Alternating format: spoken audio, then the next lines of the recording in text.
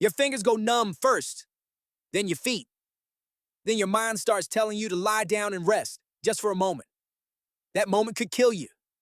For most of human history, winter wasn't an inconvenience. It was a test. A test with no thermostat, no gas heater, no emergency room.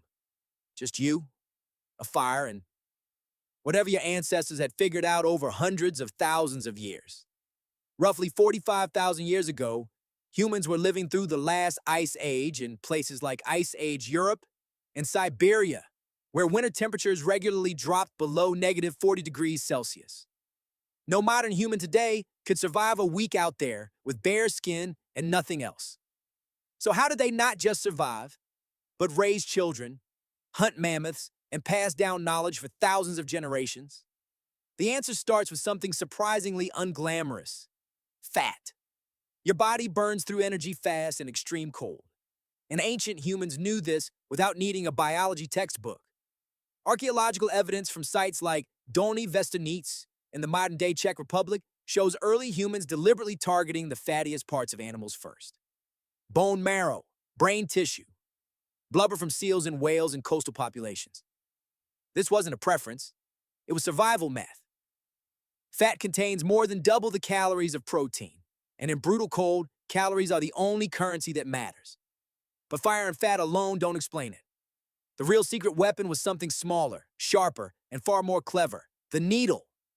Around 40,000 years ago, humans began making bone needles with tiny eyes, fine enough to sew tightly fitted, layered clothing. This is not a small detail. This might be the single biggest reason humans survived the Ice Age, while Neanderthals, who lived in the same freezing landscapes for far longer, eventually did not. Anthropologist Ian Gilligan has argued that tailored, layered clothing gave Homo sapiens a critical edge over Neanderthals, who appear to have relied mostly on draped, loose hides. A draped hide lets cold air in around the neck, wrists, and ankles. A tailored, multi-layer garment traps warm air against the skin. Sound familiar? It's the same principle behind modern base layers and insulated jackets. Your ancestors invented thermal engineering with bone and sinew. Let's reconstruct what a winter morning might have actually looked like. You wake up in a shelter dug partly into the earth, insulated with packed snow, animal hides, and mammoth bones used as structural supports. Sites like Mazirich in Ukraine reveal dwellings built almost entirely from mammoth bones. A skeleton of an actual skeleton, holding up walls and roofs. Outside, the wind is a physical force. Inside, a fire burns low but constant, tended through the night by whoever drew the short straw for the coldest watch. You're wearing layered clothing stitched with sinew thread, boots lined with fur turned inward for insulation, and a hood that traps your breath's warmth near your face. You don't wash today. Water is too precious and too dangerous to waste on hygiene when it might freeze the moment it touches skin. Instead, you and your group huddle. Literally. Human body heat, shared in close quarters, was one of the most effective heating strategies available. And it required something modern life has quietly stripped away: trust and proximity to other people. This is where the story gets counterintuitive. You might assume the coldest environments made humans more isolated, more self-reliant, tougher individuals fending for themselves. The opposite happened. Extreme cold made ancient humans more social, not less. Anthropologist Polly Wessner's research on hunter-gatherer groups shows that resource sharing and tight social bonds were not just cultural nice-to-haves. They were survival infrastructure. If you couldn't hunt 1 week because of injury or weather, your community fed you anyway, because tomorrow the roles might reverse. Isolation in an Ice Age winter wasn't independence. It was a death sentence. Fire made this possible in ways beyond warmth. A shared fire pulled people into one space, forced cooperation, synchronized sleep and wake cycles, and created the very first version of what you might call a living room. Evidence from sites across Ice Age Europe shows hearths at the center of dwellings, not the edge. Everything arranged around that one flickering source of survival. Food storage mattered just as much as clothing. Without refrigeration, ancient humans in cold climates had an advantage most people don't think about. The ground itself was a freezer.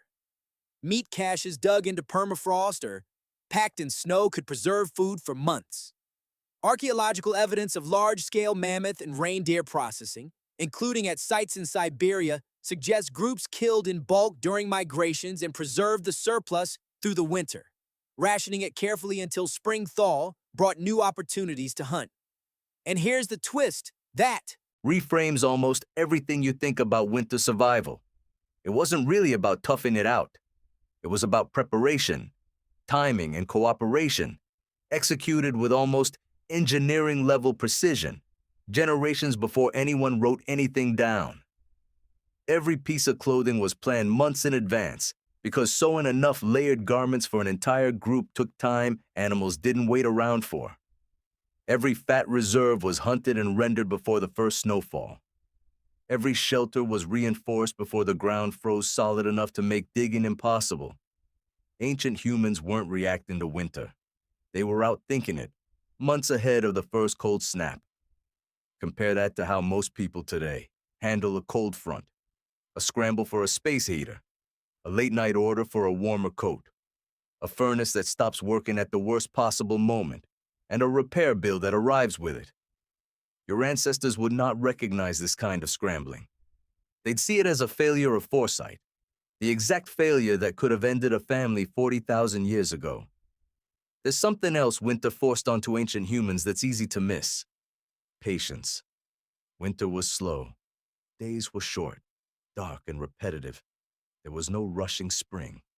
You waited, rationed, mended clothing by firelight, told stories to pass the long nights, and conserved energy for the work that mattered.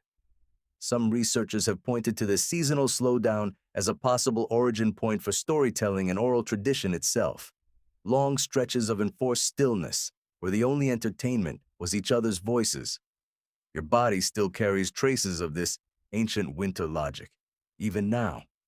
That instinct to eat more in cold months. That pull toward comfort food heavy in fat. That craving to be near other people when the temperature drops, to gather in one warm room instead of scattering into separate ones. These aren't modern quirks. They're inherited survival strategies, dressed up in new clothing, quite literally. So the next time winter hits and you reach for a thicker jacket or find yourself craving something rich and warm, or want nothing more than to be in a room full of people you trust, you're not being soft. You're running code written tens of thousands of years ago by people who turned bone needles, shared fires, and fat reserves into the difference between a bloodline that continued and one that didn't. Your fingers might still go numb first, but now you know what your ancestors knew. Numb fingers were never the real danger. Facing winter alone was lone.